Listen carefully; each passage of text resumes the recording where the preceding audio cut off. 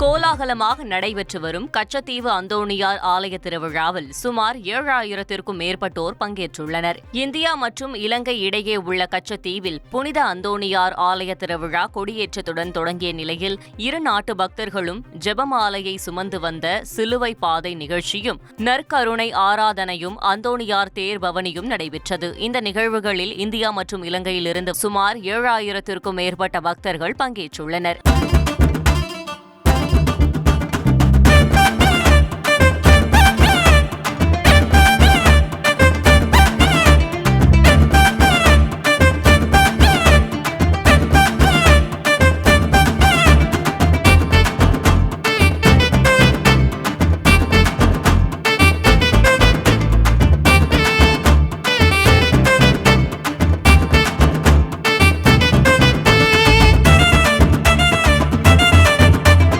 Sir, என்னோட resignation.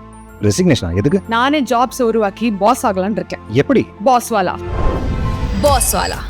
Be the boss.